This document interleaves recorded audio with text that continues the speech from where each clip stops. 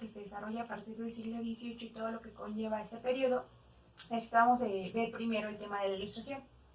Este se va a conocer como el siglo de las luces o el iluminismo y va a ser entendido como un proceso histórico que se desarrolla alrededor del siglo XVIII y en el cual florece el pensamiento racionalista y liberal en Europa.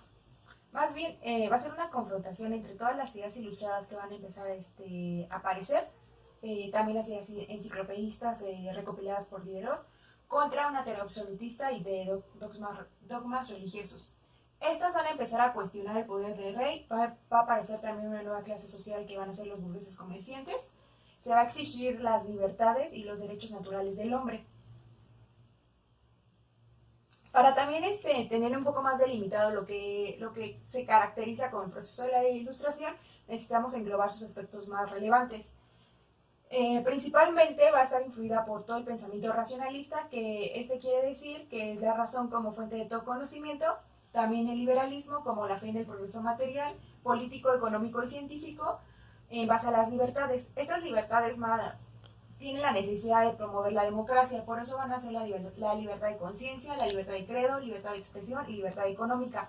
Hay que mencionar que es muy importante porque posteriormente cuando se hablaba de un siglo XV-XVI, digamos, la mayoría de la sociedad vivía en una edad media en donde todo esto no era posible pensarlo, porque aparte de que existía una gran división social entre las castas, también se creía que el rey era elegido por mandato divino y aparte de que su soberanía era heredada.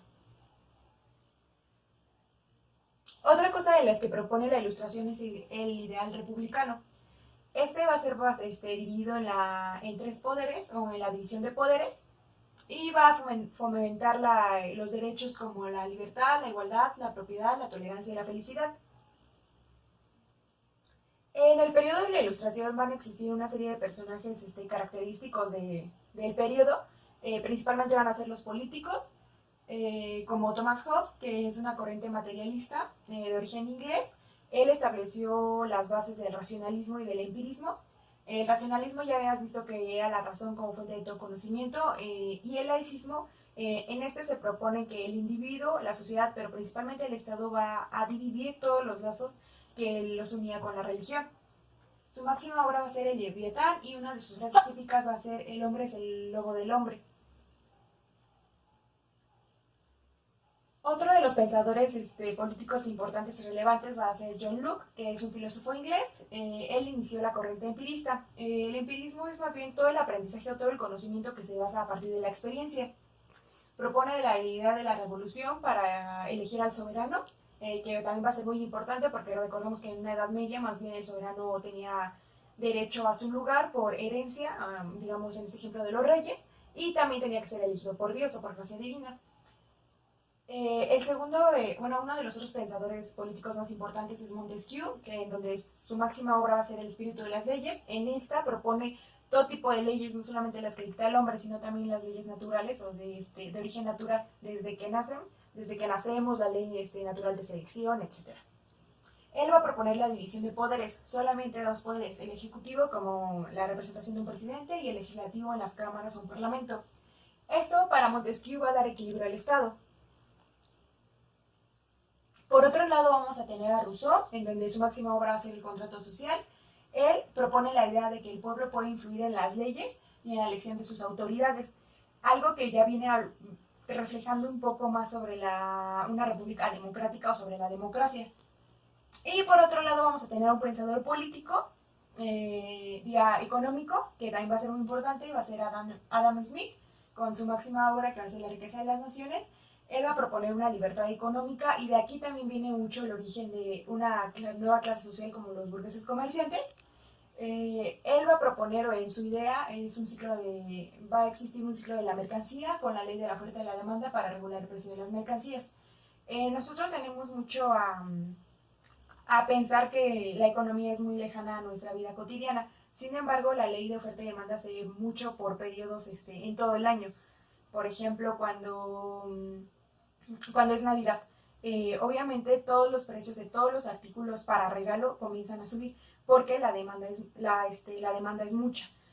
parece que la oferta es poca, pero eso es lo que hace, bueno, el periodo de navideño hace que el precio se eleve. Eso es lo que quería decir Adam Smith, que todos los productos se van a empezar a regular, se van a poner, digamos, también se va a regular su precio en cuanto a la ley de oferta y demanda. Y va a proponer también la idea de una libre competencia, que sabemos que eso pues no existe, y el Estado, en este apartado que propone Adam Smith, el Estado no va a tener mucha participación, porque digamos que todo va a ser como para, no sé, en algún, no sé si está bien dicho, pero como en consumo propio o también venta propia. Los movimientos en los que influyó la Ilustración van a ser acontecimientos que surgen a lo largo del siglo XVIII, pero también tiene sus rezagos a partir del siglo XIX. Por eso es también que otra característica que tiene la Ilustración es que es como entenderla como un proceso, puesto que toda su influencia se extiende en un largo periodo. Esta va a ser la revolución industrial del siglo XIX, la independencia de las 13 colonias de Norteamérica en 1776, la Revolución Francesa en 1789 y la emancipación de Latinoamérica a principios del siglo XIX. Además de que aparece el despotismo ilustrado. Ahorita vamos a ver un poco de qué es el despotismo ilustrado. Para empezar, necesitamos identificar que en el periodo del siglo XVIII existe un absolutismo europeo. ¿Qué quiere decir? Que es un sistema de gobierno en el cual el poder reside en solamente una persona que manda sin rendir cuentas al Parlamento. Es decir, un gran ejemplo es Luis XIV, conocido como el Rey Sol. Bueno, más bien, su forma de gobierno es totalmente absolutista porque prácticamente hacía y deshacía como él quería. La duración del despotismo, bueno, del absolutismo europeo, perdón, es a partir del siglo XVI hasta principios del siglo XIX. De él se deriva lo que habíamos mencionado del despotismo ilustrado, puesto que este se puede definir con la siguiente frase, que es todo para el pueblo sin el pueblo. ¿Qué quiere decir? Que, digamos, parte de la nobleza o las clases bien posicionadas comenzaron a leer las historias de los pensadores ilustrados. Sin embargo, eso no quería decir que ellos tomaran en cuenta totalmente las demandas que hacían, como el derecho de elegir a sus gobernantes, la libertad de conciencia, la libertad de expresión, nada de eso. Solamente decían que sí, estaba bien que ellos pudieran tener eso, pero no lo llevaban a cabo. Y pues la aparición totalmente de una nueva burguesía comercial. La burguesía comercial se caracteriza más bien el absolutismo, como toda la apertura de nuevas rutas comerciales. Entonces, para principalmente comerciar productos alrededor del mundo. El mercantilismo, en este periodo el absolutismo se va a caracterizar por una forma económica de mercantilismo. Esto quiere decir que el Estado va a intervenir en la economía. El comercio y la exportación va a ser principalmente para acumular metales preciosos, y en el absolutismo también se va a caracterizar por un colonialismo, es decir, que los países los países como potencias van a tener sus colonias en donde las van a explotar, pero también hasta cierto punto les van a hacer como un protectorado, es decir, que esos países se van a encargar de sus colonias para protegerlas. Entonces, para concluir un poco, ¿cuál sería la importancia de la aparición de la Ilustración? Para empezar, hay que entender que la Ilustración florece, o más bien se desarrolla a partir de lo que viene siendo el Renacimiento y el Humanismo, que toman una posición muy importante, empiezan a considerar los aspectos fundamentales del hombre, empiezan a preguntarse y a cuestionarse de dónde vienen o cuál es el origen de todas las cosas. La respuesta divina ya no es suficiente para estas personas, necesitan buscar pues obviamente nuevas respuestas. La Ilustración lo que viene a proponer es toda una modificación, toda una reestructuración de lo que viene siendo Europa y toda la forma de vida que tenía, desde aspectos económicos, políticos y sociales.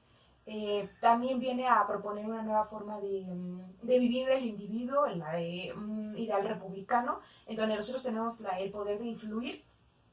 Hay que identificar que el absolutismo europeo, el despotismo ilustrado y todas las ideas ilustradas pasan en el mismo sentido, no es como si fueran periodos diferentes, todas pasan en el mismo sentido, influidas por las ideas ilustradas y enciclopedistas que